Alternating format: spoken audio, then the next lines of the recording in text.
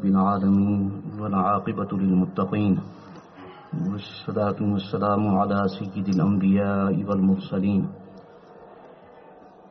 وعلى آله وصحبه أجمعين. أما بعد فأعوذ بالله من الشيطان الرجيم. بسم الله الرحمن الرحيم.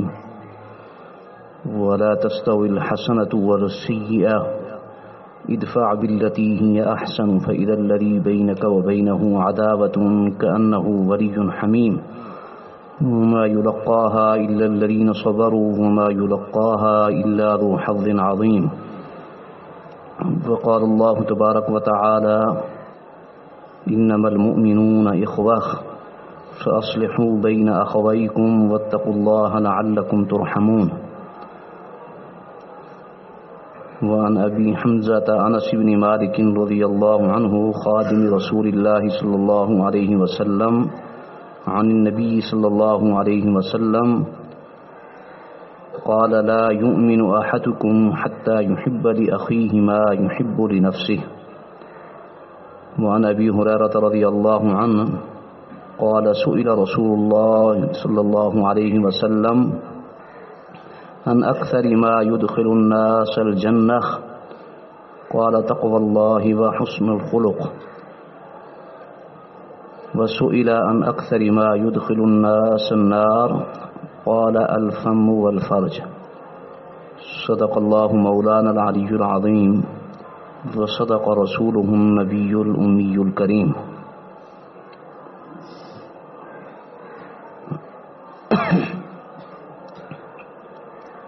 گزشتہ مجلس میں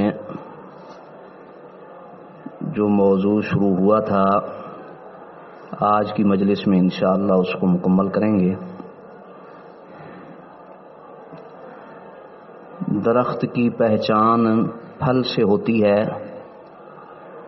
جس درخت کا پھل اچھا ہوتا ہے لوگ بڑے شوق سے اس درخت کو اپنے گھر میں لگاتے ہیں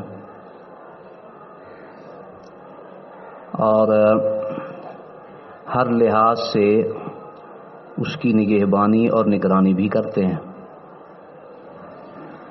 اگر کوئی اس درخت کو نقصان پہنچانا چاہے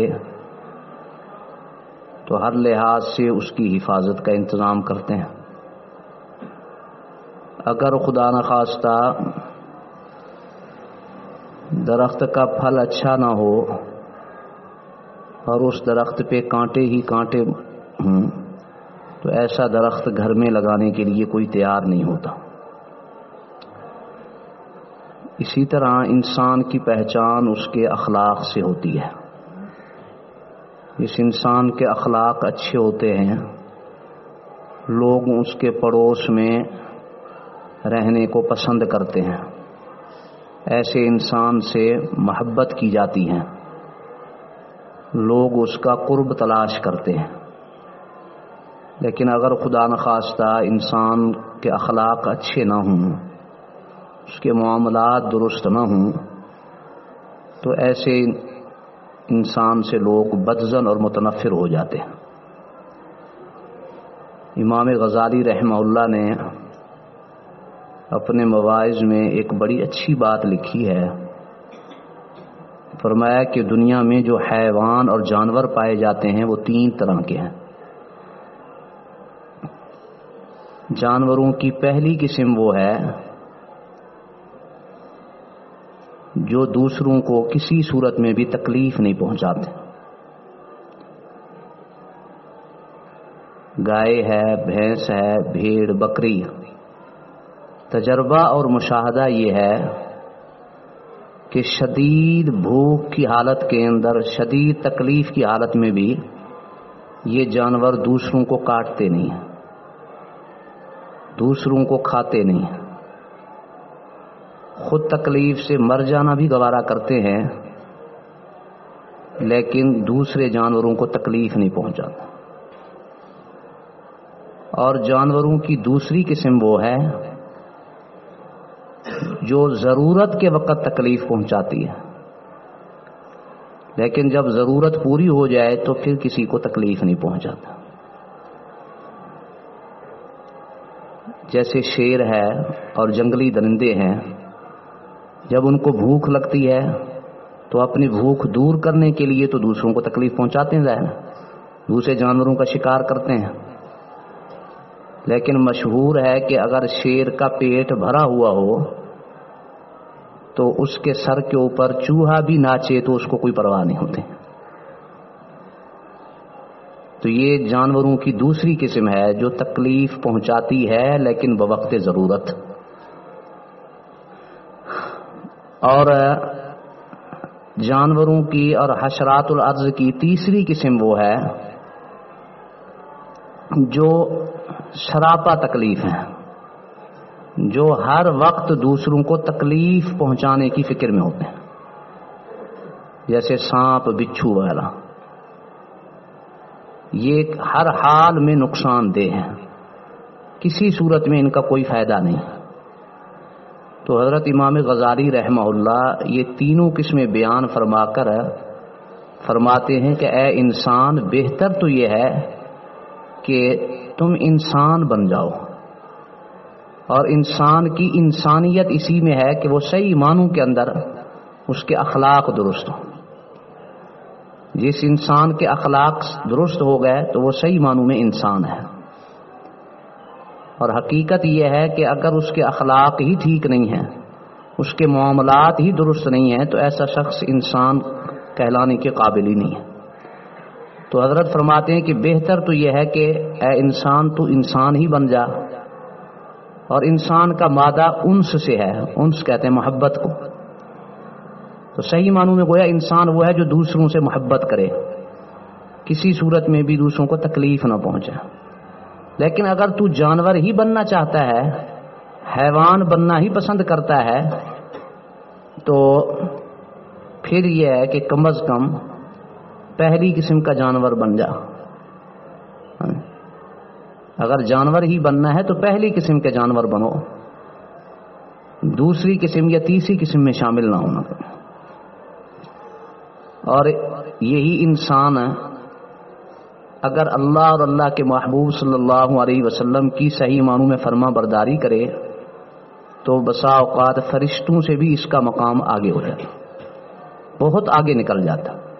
اور اگر خدا نہ خواستہ یہی انسان کے اخلاق بدتر ہوں اور ہر وقت دوسروں کو تکلیف پہنچانے پہ درپے ہو تو یہ انسان جانوروں سے بھی بدتر ہو جاتا. اور قرآن کہہ رہا ہے اولئک کالانعام بل ہم اضل، یہ لوگ صرف جانور ہی نہیں بلکہ جانوروں سے بھی بدتر ہیں.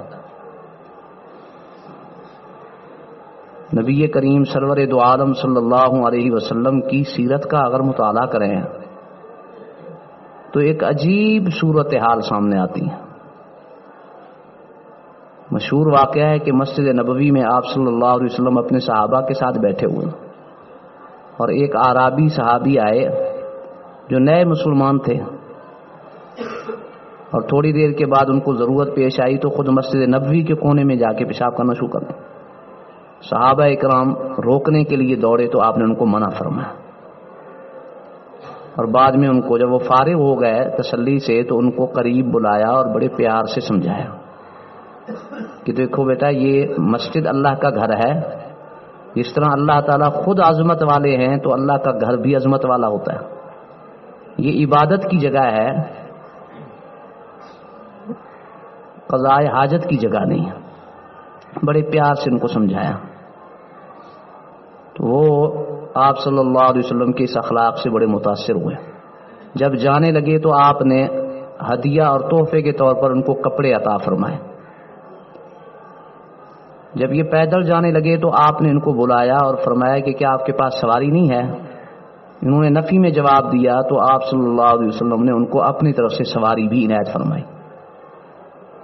حدیث میں آتا ہے کہ جب سواری پر یہ بیٹھ کے اپنی بستی کے قریب پہنچے تو ان کے عزیزوں نے ان کا استقبال کیا. تو ابھی جیسے ہی ان کے رشتہ داروں پر ان کی نگاہ پڑی تو وہیں سے یہ بڑے زور زور سے خوشی میں کہنے لگے کہ اللہ کی قسم، میں ایک ایسے انسان سے مل کے آ رہا ہوں جس کے اخلاق کی کوئی مثال پیش نہیں کی جا سکتی. اتنے عظیم اخلاق میں نے اپنی زندگی میں آج تک کسی انسان کے نہیں دیکھے. مجھ سے ایسی کبھی حرکت سرزد ہوئی، مجھے ڈانٹا تک نہیں، مجھے شرمندہ نہیں کیا، بلکہ پیار سے میرے سر پہ ہاتھ رکھا اور بڑی محبت اور لجاجت سے مجھے سمجھایا، بڑی نرمی سے مجھے بات سمجھائی، پھر مجھے کپڑوں کا تحفہ عنایت فرمایا اور آخر میں مجھے اپنی سواری تک عنایت فرمایا۔ جب ان کی زبان سے آپ صلی اللہ علیہ وسلم کی یہ اخلاق انہوں نے سنے تو وہ ایسے متاثر ہوئے، روایت میں آتا ہے کہ 300 بندے ان کی بستی کے ان کے ساتھ آئے اور آپ صلی اللہ علیہ وسلم کے پاس آ کے کلمہ پڑھ کے مسلمان ہو گئے۔ اور حضور صلی اللہ علیہ وسلم کی تو پوری زندگی بھری ہوئی ہے آپ کے اخلاق سے۔ سن 8 ہجری کے اندر جب مکہ مکرمہ فتح ہوا تو آپ صلی اللہ علیہ وسلم جب وہاں داخل ہوئے تو روایات میں آتا ہے کہ اس وقت جو آپ کے دشمن تھے، زندگی بھر جو آپ کے خلاف سازشیں کرتے رہے، وہ اپنے گھروں میں دب کے بیٹھے تھے اور عورتیں تھر تھر کانپ رہی تھی کہ آج ہمیں اور ہمارے مردوں کو قتل کر دیا جائے گا، پتہ نہیں ہمارے ساتھ کیا سلوک ہوگا۔ لیکن آپ صلی اللہ علیہ وسلم نے ان کو بلایا اور فرمایا کہ تم لوگ پریشان نہ ہوں، آج میں تم سے وہ بات کہوں گا جو میرے بھائی یوسف علیہ السلام نے اپنے بھائیوں سے کہی تھی، لا تثریب علیکم اليوم، آج کے دن تمہارے اوپر کوئی الزام نہیں ہے، یغفر اللہ لکم وہو ارحم الراحمین۔ صرف معاف نہیں کیا بلکہ اللہ تعالیٰ سے مغفرت کی دعا بھی فرما رہا ہے کہ اللہ ارحم الراحمین ہیں، انشاءاللہ وہ بھی تمہیں معاف فرما دیں۔ فرمایا کہ میں تمہیں معاف کر دیتا ہوں۔ صل من قطعک واعف عمن ظلمک واحسن الی من اساء الیک۔ قرآن مجید نے ایسے تو نہیں فرمایا وانک لعلی خلق عظیم کہ آپ اخلاق کے سب سے اونچے مقام پر فائز ہیں۔ آپ صلی اللہ علیہ وسلم نے یہ تعلیم دی، فرمایا کہ جو تم سے کاٹے تم اس سے رشتہ جوڑو، جو تمہارے اوپر زیادتی کرے تم اس سے درگزر کا معاملہ کرو، وَأَحْسِنْ إِلَىٰ مَنْ أَسَاءَ إِلَيْكَ، اور جو تم سے برائی کرتا ہے تم اس سے اچھائی کرو۔ آج ہماری دنیا کے اندر جو لوگ اچھائی کا معاملہ رکھتے ہیں ان سے تو ہر کوئی اچھائی کا معاملہ کرتا ہے، لیکن اصل دین کی تعلیم یہ ہے کہ جو تم سے برائی کر رہا ہے تم اس سے اچھائی کر کے دکھاؤ۔ نشہ پلا کے گرانا تو سب کو آتا ہے، مزہ تو تب ہے کہ گرتوں کو تھام لے ساکے۔ بروں کے ساتھ تو اچھائی کر کے دکھائے پھر ہے صحیح مزہ۔ اسلام کی صحیح تعلیم تو یہ ہے۔ آج ہم جس معاشرے کے اندر جی رہے ہیں، اللہ معاف کرے، وہاں تو 2 بالشت زمین کے اوپر لوگ انسانوں کو قتل کر دیتے، بے شمار واقعات ہو رہے ہیں، کتنے قتل کے واردات ہو رہے ہیں زمین کے چھوٹے سے ٹکڑے پر۔ معمولی جھگڑوں پہ انسان دوسرے انسان کو، اپنے بھائی کو موت کے گھاٹ اتار دیتا۔ حالانکہ میں عرض کیا کرتا ہوں کہ قرآن مجید میں چند گناہ ایسے ہیں جن کے بارے میں اللہ تعالیٰ نے بڑے سخت الفاظ ارشاد کیے، اور ان میں ایک قتل ناحق بھی ہے، بلکہ قتل ناحق کے بارے میں تو شاید سب سے زیادہ وعید ہے۔ شرک کا گناہ، سود کھانے کا گناہ اور قتل ناحق اور ظلم کا گناہ، یہ چند گناہ ایسے ہیں جن کی وعید بیان کرتے ہوئے اللہ تعالیٰ کا پورا جلال سامنے آیا۔ وَمَن يَقْتُلْ مُؤْمِنًا مُتَعَمِّدًا فَجَزَاؤُهُ جَهَنَّمُ، فرمایا جو ناحق کسی مومن کو قتل کرتا ہے اس کا بدلہ جہنم ہے۔ اب جہنم سے بڑھ کر تو کوئی سزا ہو ہی نہیں سکتی۔ جب یہ فرما دیا کہ اس کا بدلہ جہنم ہے تو بس اتنی بات بھی کافی تھی، لیکن اس پہ بس نہیں فرمایا، بلکہ فرمایا خالدن فیہا، ہمیشہ رہے گا اس میں۔ یہ علماء نے فرمایا کہ ہمیشہ رہنے سے مراد ہے کہ اگر قتل کرنے والا مسلمان ہے تو مطلب یہ ہے کہ بڑے عرصے تک، بڑی دیر تک، بڑی مدت تک اس میں رہیں گے، تو ہمیشہ رہے گا اس میں۔ اور آگے فرمایا وغضب اللہ علیہ، اور اللہ کی ناراضگی ہے ایسے انسان کے اوپر۔ پھر مزید فرمایا ولعنہ، اور اللہ کی رحمت سے دور ہے یہ شخص۔ اور پھر مزید فرمایا وأعد له عذابا عظیما، اللہ نے ایسے شخص کے لیے بہت بڑا عذاب تیار کر رکھا۔ یعنی 5 سزائیں ذکر فرمائیں، جہنم کی سزا، اس میں ہمیشہ رہنے کی سزا، اللہ کے غضب کا اعلان ہوا، اللہ کی رحمت سے دوری کا اعلان فرمایا، اور بہت بڑے عذاب کا ذکر فرمایا۔ اتنی بڑی سزا نکل کی ہے، اور آج دیکھیں ہمارے معاشرے میں کوئی دن ایسا نہیں ہے جس دن کسی قتل ناحق کی خبر ہم نہ سنیں۔ اخبارات پڑھیں، جو ذرائع ابلاغ ہیں وہ بھرے ہوئے ہیں سے۔ تو آپ حضرات خوش قسمت ہیں کہ اللہ نے آپ کو محفوظ کیا ہوا ہے، آپ دنیا کی پریشانیاں سننے سے اللہ نے محفوظ کر رکھا، یہ بھی بہت بڑی رحمت ہے اللہ کی۔ مگر نہ جو ذرائع ابلاغ میں جو کچھ آ رہا ہے اس کو انسان پڑھ کے اور سن کے ہی انسان پریشان ہو جاتا۔ تو اتنی بڑی وعید بیان ہوئی ہے، اتنی بڑی وعید۔ حدیث میں آتا ہے، ابو داؤد شریف کی روایت ہے کہ آپ صلی اللہ علیہ وسلم بیت اللہ شریف کا طواف فرما رہے ہیں، بیت اللہ شریف کا طواف فرما رہے ہیں، اور اچانک آپ صلی اللہ علیہ وسلم کے دل میں کیا بات آئی، آپ نے بیت اللہ شریف کو دیکھا اور فرمایا کہ بیت اللہ تو اللہ کی نگاہ میں کتنا محترم ہے، کتنی عظمتوں والا ہے، تو اس کا پیارا گھر ہے، لیکن اللہ کی نگاہ میں ایک مومن کی شان، مومن کی جان، اس کا خون، اس کی عزت اور حرمت تیرے ڈہا دینے سے بھی بڑا گناہ ہے۔ چنانچہ حدیث میں الفاظ ہیں، فرمایا حرمت المؤمن ارجح من حرمت الکعبہ، مومن کی عزت، اس کی عظمت اللہ کی نگاہ میں کعبہ سے بھی بڑھ کر۔ پورا دین جو ہے، نبی کریم سرور دو عالم صلی اللہ علیہ وسلم نے ایک مختصر سی حدیث میں، ایک مختصر سی حدیث ہے اور 2 لفظوں میں گویا پورا دین بیان فرما دیا۔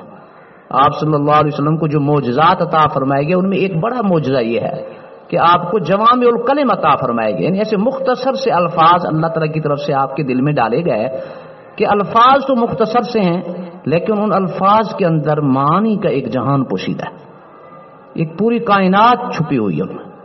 ایک مختصر سے الدین النصیحہ، لیکن ایک سیکنڈ ادا ہوا، الدین النصیحہ، فرمایا دین خیر خواہی کا نام۔ علماء اور طلباء کے لیے اس میں ایک نقطہ بھی ہے علمی کہ عام طور پر مبتدا اور خبر میں ایک معرفہ ہوتا ہے اور ایک نکرہ ہوتا ہے، لیکن یہاں پر دونوں معرفہ ہیں، مبتدا اور خبر۔ تو علماء نحو فرماتے ہیں کہ جہاں پر مبتدا اور خبر دونوں میں الف لام داخل ہو جائے تو یہ ایک دوسرے کے لیے لازم ملزوم ہوتے ہیں۔ ہماری اردو زبان میں گویا ان کا چولی دامن کا ساتھ ہوتا ہے، جہاں ایک دوسرے کے لیے دونوں لازم ہوتے ہیں وہاں دونوں پر الف لام آ جاتا ہے۔ الدین النصیحہ کا صحیح معنی یہ ہے کہ دین ہے ہی خیر خواہی، اور جہاں خیر خواہی ہوتا ہے وہی دین ہی ہوتا ہے، یعنی ایک دوسرے کے لیے لازم ہے خیر خواہی۔ دین سراپا اس چیز کا نام، دین کے اندر ہے ہی خیر خواہی۔ مسلمان، میں نے غالباً پچھلی مجلس میں آپ کو غزوہ یرموک کا واقعہ بتایا تھا کہ 3 صحابی جاں بلب ہیں، آخر وقت میں ہیں، حتیٰ کہ موت کے سکرات میں بھی ہے، ایک دوسرے بھائی کو ترجیح دے رہا ہے اپنے اوپر کہ میں نہیں پانی پیوں گا بلکہ میرے بھائی کو پلا دو۔ دین کے اندر ایک ایک قدم کے اوپر خیر خواہی اور ہمدردی کا سبق سکھایا گیا۔ ایک حدیث میں فرمایا ارحموا من فی الارض یرحمکم من فی السماء، تم زمین والوں پر رحم کرو، آسمان والا تمہارے اوپر رحم کرے، کرو مہربانی تم اہل زمین پر، خدا مہربان ہوگا عرش بری پر۔ یہ ہے اس حدیث کا صحیح ترجمہ۔ زمین والوں پہ تم رحم کرو تو اللہ تمہارے اوپر مہربان ہوگا۔ تو خیر خواہی، ہمدردی کا جذبہ، آج تو اللہ معاف کرے مسلمان ایک دوسرے کے ساتھ خیر خواہی کیا دشمنی پہ تلا ہوتا ہے، ایک ایک چیز کے اندر اپنا مفاد سوچتا ہے۔ حضرت انس رضی اللہ تعالیٰ عنہ کی روایت ہے کہ آپ صلی اللہ علیہ وسلم نے فرمایا کہ تم میں سے اس وقت تک کوئی مومن نہیں ہو سکتا، لا یؤمن احدکم حتی یحب لاخیہ ما یحب لنفسہ، اسی ایک حدیث پر عمل ہو جائے تو پورے دین پہ عمل ہو جائے۔ تم میں سے اس وقت کوئی مومن نہیں ہو سکتا جب تک کہ وہ اپنے بھائی کے لیے اس چیز کو پسند نہ کرے جو اپنے لیے پسند کرے، یعنی جو انسان کی اپنی پسند ہے وہی اپنے بھائی کے لیے پسند کرے۔ تو ہم میں سے کون پسند کرتا ہے کہ ہماری کوئی غیبت کرے جی؟ کون پسند کرتا ہے کہ ہمیں کوئی گالیاں دے؟ کون پسند کرتا ہے کہ ہمارے بارے میں دلوں میں کوئی بغض اور کینہ رکھے؟ کون پسند کرتا ہے کہ میرے ساتھ کوئی وعدہ خلافی کرے، مجھ سے جھوٹ بولے، مجھے دھوکہ دے، مجھ سے رشوت لے، مجھ پر ظلم کرے؟ ہم یہ ساری چیزیں اپنے لیے پسند نہیں کرتے تو دوسرے مسلمان بھائی کے لیے ہم کیسے پسند کریں؟ مسلمان کی شان یہ ہے کہ وہ خیر خواہ ہوتا ہے، ہر چیز کے اندر ہمدردی کا مظاہرہ کرتا ہے، بلکہ مسلمان کی شان تو یہ ہے کہ احسان کا معاملہ کرے. حضرت عبداللہ ابن مبارک رحمہ اللہ کا واقعہ غالباً میں نے پچھلی دفعہ ان کی بات ایک تو سنائی تھی، دوسری بات رہ گئی تھی. حضرت کے پاس ایک آدمی آیا اور کہنے لگا کہ میں مقروض ہوں، میرے اوپر بہت زیادہ قرض ہو گیا ہے، اگر آپ میرے ساتھ تعاون فرمائیں، اللہ نے آپ کو مالی حیثیت سے بھی نوازا ہے تو میری پریشانی دور ہو جائے گی. حضرت نے فرمایا کتنا قرض ہے بھائی تمہارے اوپر؟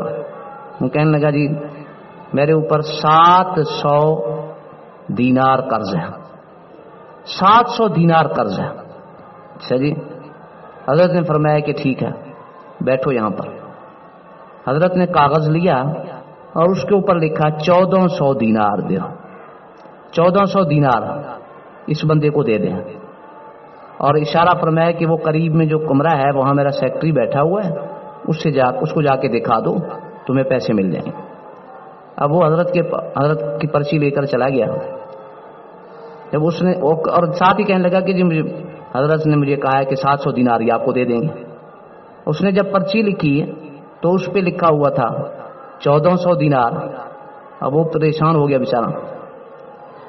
حضرت کے پاس واپس آیا کہ یہ بندہ کہتا ہے 700 دینار کا، آپ نے اس پہ 1400 لکھا. حضرت نے فرمایا کہ پرچی مجھے واپس کرو. پرچی واپس کی تو حضرت نے اس 1400 دینار کو کاٹا.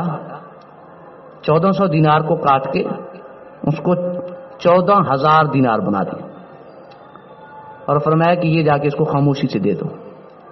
اس نے جا کے دے دیے. وہ واپس آیا، جب بندہ چلا گیا کہنے لگا آپ اس کو 700 دینار کی ضرورت تھی، آپ نے 1400 دینار اس کو لکھے. میں جب واپس آپ کے پاس آیا تو آپ نے بڑھا کے اس کو 14,000 بنا دیے.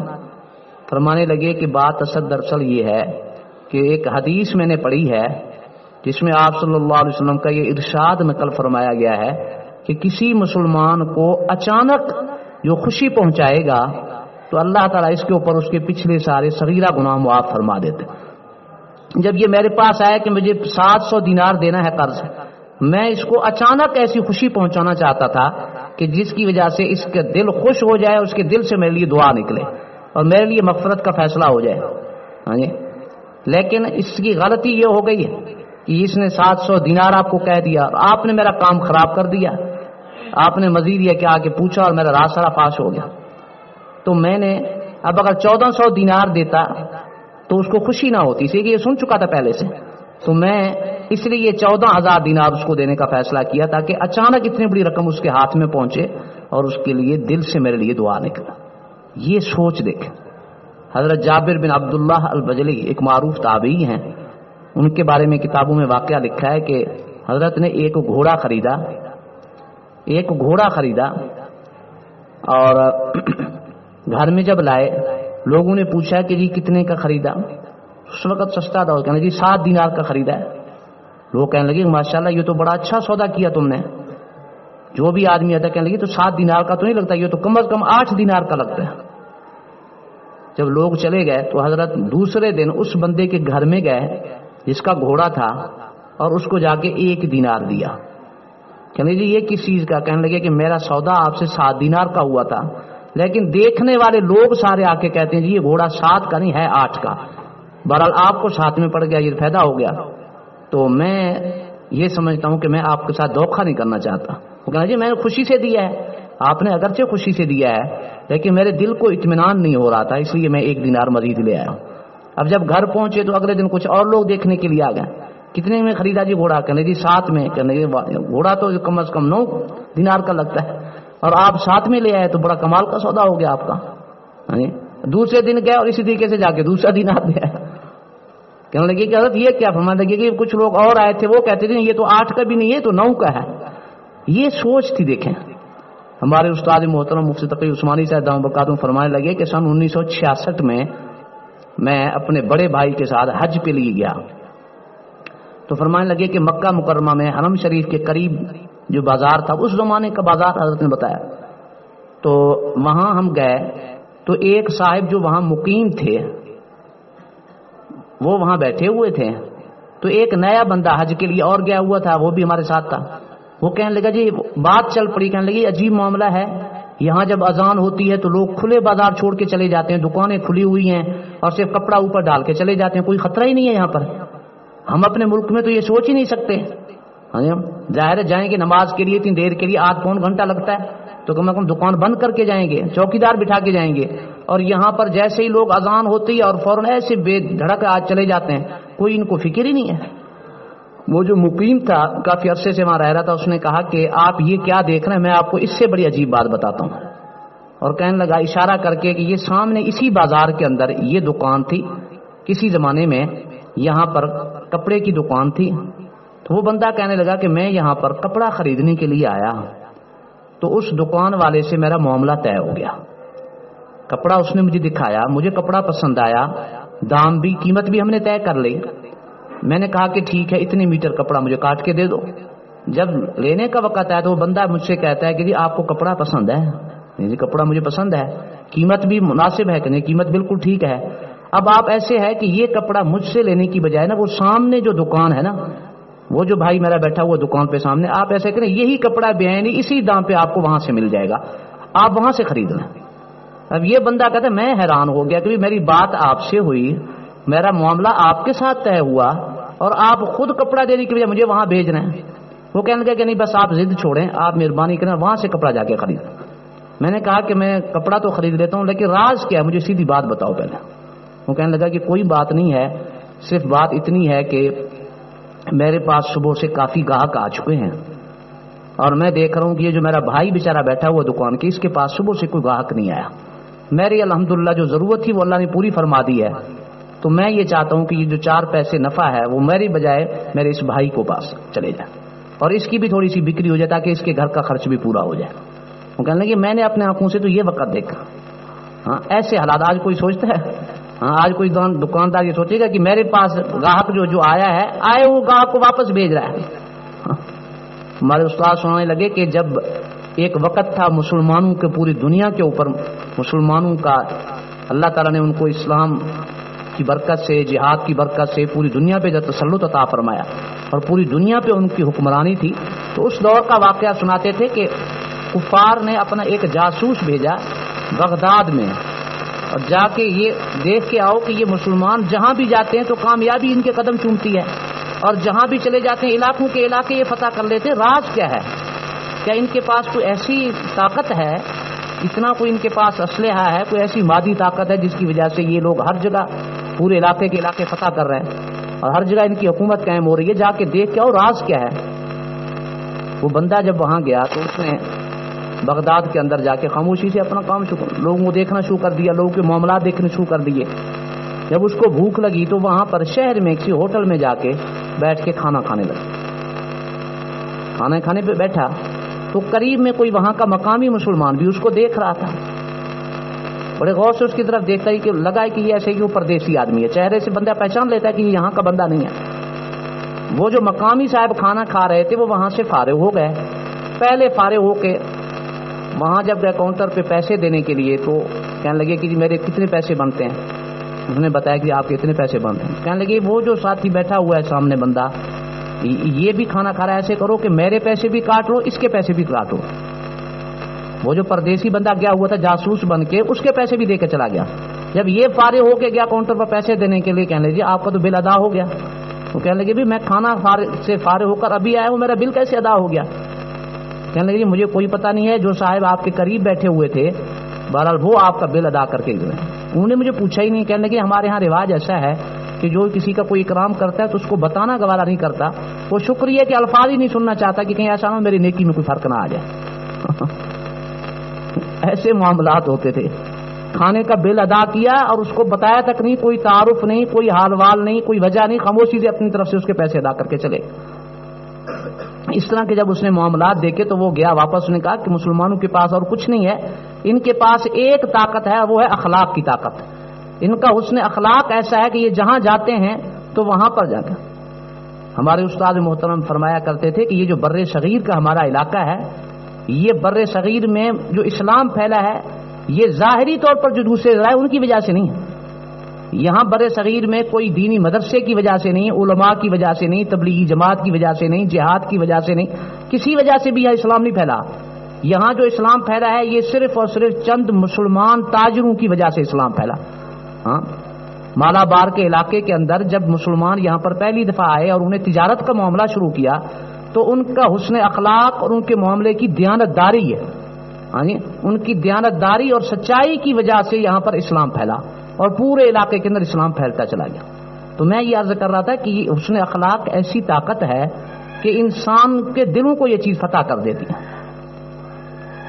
حضرت سیدنا امیر المومنین سیدنا عمر فاروق رضی اللہ تعالیٰ عنہ جب خلیفہ بنے تو ان کے دور خلافت میں اس وقت ان کی عدالت کے اندر جو سب سے پہلا مقدمہ پیش ہوا وہ ایک عجیب ترین مقدمہ تھا۔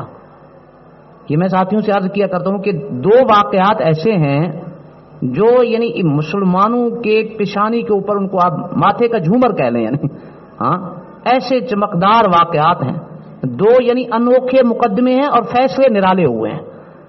سیدنا عمر فاروق رضی اللہ تعالیٰ عنہ کے دور میں جو پہلا مقدمہ پیش ہوا وہ یہ تھا کہ ایک مسلمان نے زمین بیچی دوسرے مسلمان بھائی کو۔ جب اس نے پیسے ادا کر دیے، زمین حوالے کر دی، تو جو خریدار تھا اس نے زمین پہ جب ہل چلانا شروع کیا تو ہل چلانے کے دوران زمین سے ایک بڑا قیمتی خزانہ نکل آیا۔ پہلے زمانے میں لوگ زمین کے اندر خزانے چھپا دیتے تھے، خزانہ نکل آیا۔ اب اس نے اس خزانے کو اٹھایا، اپنے گھر میں لایا اور اگلے دن چلا گیا اس مالک کے پاس جو پہلے مالک تھا، کہا بھی یہ آپ کی امانت میرے پاس ہے۔ یہ کہاں سے آ گئی؟ کہنے لگے جی میں ہل چلا رہا تھا تو زمین کے اندر سے یہ خزانہ نکل آیا۔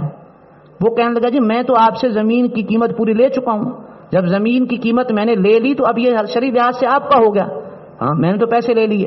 وہ کہنے لگے جی میں نے تو صرف زمین، دوسرا بندہ کہتا جی میں نے تو صرف زمین کے پیسے بھرے تھے، خزانے کے پیسے تو میں نے بھرے نہیں۔ اب ایک دوسرے کے ساتھ جھگڑا شروع ہو گیا، وہ کہتا ہے کہ یہ آپ کا ہے خزانہ، دوسرا کہتا ہے یہ آپ کا ہے۔ یعنی یہ ایک دنیا کا ایک عجیب انوکھا کیس تھا جس میں ہر فریق یہ کہتا ہے کہ یہ میرا نہیں آپ کا حق ہے۔ حضرت کی خدمت میں دونوں پہنچے اور وہ دونوں کہا ہمارے ہاں عدالتوں کے اندر عداوتیں ہوتی ہیں، ہمارے ہاں تو سوچ یہ ہوتی ہے نا کہ بھی میں نے حق ہے نہ حق ہے، ہر حال میں نے اب وصول کرنا ہے بس۔ اور کتنے ہی واقعات ہوتے ہیں، بے شمار، اکثر واقعات ایسے بھی ہوتے ہیں جن میں لوگوں کا حق ہی نہیں ہوتا، خام خواہ کی چڑھائی ہوتی ہے اور آخر میں کہہ یہ ہوتے کہ جی ہم نے اپنا حق وصول کرنے کے لیے اپنے خون کا آخری قطرہ تک بہا دیں گے اپنا حق وصول کرنے کے لیے۔ تو جب سوچ یہی ہوتی ہے تو پھر وہاں عدالتوں میں کیا انصاف ملے گا؟ تو ایسی عدالتوں میں عدالتیں ملتی ہیں، جہاں بھی عدالتوں میں آپ دیکھیں وہاں عدالتیں آ جائیں، ہر جگہ اللہ معاف کرے، لڑائیاں ہیں، پریشانی ہی پریشانی، مصیبت، کتنے سال ہوں سے سال تک اللہ معاف کرے یہ کیس چلتے رہتے ہیں۔ بسا اوقات بیچارے لوگ دنیا سے چلے جاتے ہیں، ان کے کیس نہیں ختم ہوتے۔ بے شمار خود ہمارے اپنے شہر میں کتنے واقعات ہم بچپن سے سنتے آ رہے ہیں، کئی ہمارے پرانے بزرگوں کے کیس چل رہے ہیں سال سے، 30 سال 40 سال ہو گئے، ابھی تک ان کے مقدمات بھی ختم نہیں ہو رہے، کیس ہی نہیں ختم ہو رہے۔ تو حضرت نے عجیب فیصلہ فرمایا، امیر المومنین تھے اور سیدنا عمر فاروق رضی اللہ عنہ نے فراست عطا فرمایا۔ حضرت نے اس فیصلے کو بڑے عجیب انداز سے حل فرمایا کہ بھی اچھا آپ دونوں کا جذبہ تو بڑا اچھا ہے، تفصیلات معلوم کی بھی، آپ کے گھروں کے اندر کوئی بچے بھی ہیں؟ دونوں کہنے لگے جی ہاں۔ ایک آدمی کے گھر کے اندر نوجوان بیٹا تھا غیر شادی شدہ، دوسرے گھر میں بچی جوان بیٹھی تھی۔ تو حضرت نے فرمایا کہ فیصلہ یہ ہے کہ آپ دونوں اپنے بچوں کی شادی کریں، آپ دونوں اپنے بچوں کی شادی کریں اور یہ جو خزانہ ہے یہ اس بچی کے جہیز میں دے دیں۔ سمجھ میں آ گئی نا بات؟ جب بچی کے جہیز میں وہ خزانہ پہنچ گیا تو کوئی دونوں کے پاس ہی پہنچ گیا نا، تو جب خزانہ اس کے گھر میں چلا گیا تو کوئی دونوں کے پاس ہی پہنچ گیا۔ یہ ایک عجیب فیصلہ۔ اور ایک واقعہ دوسرا میں جو اکثر سنایا کرتا ہوں بڑا دلچسپ ہے، وہ یہ انگریزوں کا دور، یعنی جو کچھ عرصہ پچھلی صدی میں جو ہمارے ہندوستان کے اندر پہلے جو انگریزوں کی حکومت تھی اس دور کا ایک واقعہ، یہ بھی کتابوں میں لکھا ہے۔ کاندھلا ایک شہر ہے ہندوستان کا، ہمارے حضرت شیخ الحدیث مولانا زکریا صاحب رحمہ اللہ کاندھلوی لکھتے ہیں نا، یہ کاندھلا شہر سے تعلق رکھتے تھے۔ تو وہاں ایک عجیب فیصلہ آیا، انگریز جج تھا، اس کے پاس ایک کیس آیا، مقدمہ آیا، ایک زمین کا ٹکڑا تھا، مسلمان اور ہندو کا آپس میں اختلاف ہو گیا۔ اصل میں یہ فیصلہ جو جھگڑا جو تھا وہ تو تھا ذاتی، لیکن بعد میں یہ مذہبی رنگ اختیار کر گیا۔ مسلمان کہتا تھا کہ یہ زمین میری ہے، ہندو کہتا تھا کہ زمین میری ہے۔ اب دونوں کا جھگڑا ہو گیا تو مسلمان نے جا کے مسلمانوں کو بتایا، ہندو نے جا کے ہندوؤں کو بتا دیا، تو جھگڑا طول پکڑ گیا۔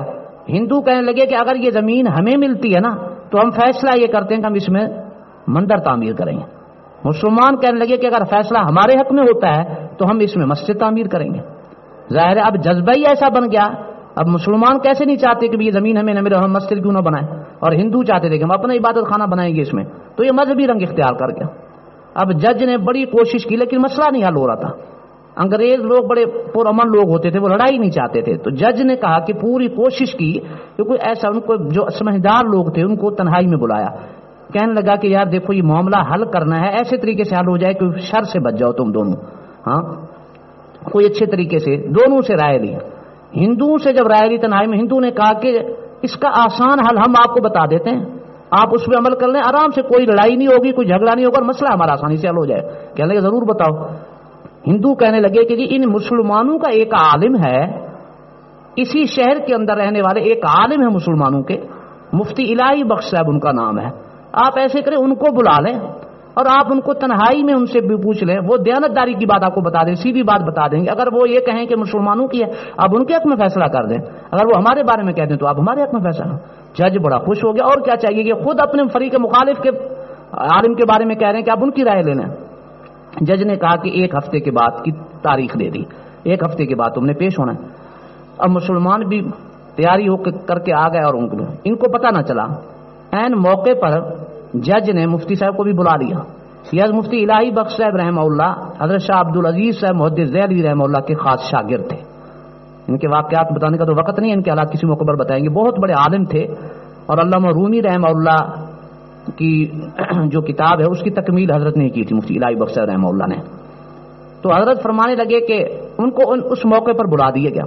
اب جج کے سامنے جب اکٹھے ہوئے تو مسلمان بھی پورے جذبات کے ساتھ اور لاؤ لشکر کے ساتھ اکٹھے ہو گئے، اور ہندو بھی اپنے پورے لاؤ لشکر کے ساتھ اکٹھے ہو گئے. اور ایک دو کہ اب انتظار میں تھے تو حضرت ان کو بلایا تنہائی میں جج نے، اور کہنے لگے کہ جی آپ شکل و صورت سے بڑے اچھے آدمی انسان معلوم ہوتے ہیں، مجھے آپ کے بارے میں یہ بتایا گیا ہے کہ آپ غلط بیانی کرنے والے انسان نہیں ہیں. یہ کافی عرصے سے یہ معاملہ بہت طول پکڑ گیا ہے، اب آخر میں معاملہ صرف آپ کی گواہی پہ رہ گیا ہے. اگر آپ مہربانی فرمائیں اور صحیح بات بتا دیں گے تو معاملہ سارا حل ہو جائے گا. مفتی صاحب نے فرمایا کہ ٹھیک ہے آپ پوچھیں جو پوچھنا چاہتے ہیں. تو انہوں نے کہا کہ یہ زمین کا معاملہ ہے، ہندو کہتے ہیں کہ یہ ہماری ہے، مسلمانوں کا دعویٰ ہے کہ یہ ہماری ہے. تو مفتی صاحب نے سیدھی بات بتائی. انہوں نے کہا جی مسلمان ایسے ہی انا کا مسئلہ انہوں نے بنا لیا ہے، ضد پہ آ گئے ہیں. سچی بات یہ ہے کہ یہ زمین ہندوؤں کی ہے، آپ ان کے حق میں فیصلہ کر دیں. ہندوؤں کے حق میں حضرت نے گواہی دے دی ہے، اور سب کے سامنے پہ جب بیان اس نے پڑھ کے سنایا تو سب کے سامنے گواہی آ گئی. اب مسلمان بڑے پریشان، ان کو تو یہ امید ہی نہیں تھی، وہ سوچ ہی نہیں سکتے تھے کہ اتنے بڑے ہمارے عالم اور اتنے بڑے مفتی وہ ہمارے خلاف فیصلہ دیں گے، اور ہندوؤں کے حق میں غیر مسلم. ان کو پتہ بھی ہے کہ وہ اس پہ مندر بنانا چاہتے ہیں، مندر کی تعمیر چاہتے ہیں، ان کے حق میں کیسے فیصلہ دے گئے. مسلمان پریشان ہو گئے. تو اس موقع پر ہندوؤں نے جب یہ فیصلہ سنا، انہوں نے کہا کہ بھی ان کے حق میں فیصلہ ہو گیا تو زمین ہندوؤں کو ملے گی. دوسرے جو ہندو تھے ان کو پتہ کہ پہلے تو وہ اس ہندو کو ڈانٹ رہے تھے جنہوں نے کہا کہ آپ مفتی صاحب کی گواہی لینے جج سے کہا تھا نا، تو ہندو اس کو ڈانٹ رہے تھے پہلے کہ تم نے یہ کیا حرکت کی، ان کے عالم کا نام تم نے لے لیا، وہ ہمارے حق میں کہاں گواہی دیں گے، وہ تو ہمارے خلاف ہی بولے گا ظاہر ہے بندہ. لیکن جب مفتی صاحب نے سیدھی بات بتائی تو جج بھی حیران تھا اور ہندو اور مسلمان سارے اپنی جگہ پر حیران. تو ہندو کہنے لگے، جو جہاں اس موقع پر بڑا مجمع تھا ہندوؤں کا، انہوں نے کہا کہ جج صاحب آپ نے یہ فیصلہ، انہوں نے کہا جی یہ فیصلہ اب ہندوؤں کے حق میں ہو گیا، ظاہر ہے سنانے کی ضرورت ہی نہیں. ہندو کہنے لگے کہ آپ نے تو اپنا فیصلہ سنا دیا، اب ہم بھی اپنا فیصلہ سنانا چاہتے ہیں. آپ نے تو اپنا فیصلہ سنا دیا ہے کہ ہمارے حق میں فیصلہ ہو گیا ہندوؤں کے حق میں، ہم بھی اپنا فیصلہ سنانا چاہتے ہیں کہ آج سے ہم پورے مجمع میں اس بات کا اعلان کرتے ہیں کہ جو مذہب اتنا سچا ہے اور جس مذہب کے پیروکار اتنے سچے ہیں کہ وہ فریق مخالف کے حق میں بھی سیدھی بات بتا دیتے ہیں، تو ہم بھی آج سے اس مسئلہ کو قبول کرتے ہیں. ہاں، اور سب کے سامنے کلمہ پڑھ کے مسلمان ہو گئے. تو اس موقع پر جج نے جو فیصلہ لکھا وہ اس کے الفاظ بڑے عجیب تھے. اس نے ایک مختصر سا جملہ لکھا، اس نے کہا کہ آج کے اس مقدمے میں مسلمان ہار گئے لیکن اسلام جیت گیا. مسلمان تو ہار گئے لیکن اسلام جیت گیا. اور ظاہر بات بھی ایسی تھی، مسلمان تو واقعی ہار گئے تھے لیکن جیت اسلام کی ہوئی تھی کہ ان کی وجہ سے اسلام، یہ سچے بول کی وجہ سے کتنے لوگ اسلام کے اندر داخل ہوئے. تو یہ ساری بات کا خلاصہ یہ ہے کہ آج مسلمانوں کے دل صاف نہیں، ہمارے دلوں کے اندر بغض، عداوت اور کینہ، اور اللہ معاف کرے دوسرے مسلمانوں کے بارے میں عداوت اور انتقام کے جذبات، ہوس کے جذبات ہر مسلمان کے دل میں. اگر یہی سچی حقیقت ہمارے دل میں پیدا ہو جائے، صحیح معنوں کے اندر ہمارے اخلاق درست ہو جائیں، ہم ایک دوسرے کے ساتھ ہمدردی اور خیرخواہی کا جذبہ پیدا کریں، ہاں ایک دوسرے کو محبتیں تقسیم کرنے والے بن جائیں، سچے معاملات ہمارے ٹھیک ہو جائیں، تو سارے معاملات خود بخود ٹھیک ہو جائیں. تو یہ پورے دین کی بنیاد جو ہے جس چیز پہ رکھی گئی ہے، جن شعبوں پر، ان میں ایک اہم ترین شعبہ حسن اخلاق کا ہے، ہاں، جس کا مختصر میں نے مفہوم پچھلے مجلس میں بتا دیا تھا کہ اچھے اخلاق کا دوسرا نام اچھا کردار ہے، کہ انسان اپنا کردار درست کر لے، ایسی زندگی گزارے کہ اس کے پورے دامن کے اوپر کوئی داغ نہ ہو، ہاں جی، اس کا دل ہر مسلمان کے بارے میں صاف ہو، اس کے دل کے اندر ہر مسلمان کے بارے میں اچھے جذبات ہوں، ہاں جی، اور اس کے معاملات جب ٹھیک ہوں گے تو انشاءاللہ اس کی برکت سے صرف اپنی زندگی نہیں بلکہ دوسرے لوگ جو اسلام سے دور ہیں وہ بھی خود بخود اسلام کے حلقے میں داخل ہو جائیں۔ اللہ تعالیٰ صحیح معنوں میں ہمیں حسن اخلاق کی نعمت سے سرفراز فرمائے اور ہمیں اپنی رضا نصیب فرما دے، اپنے محبوب صلی اللہ علیہ وسلم کی سچی محبت اور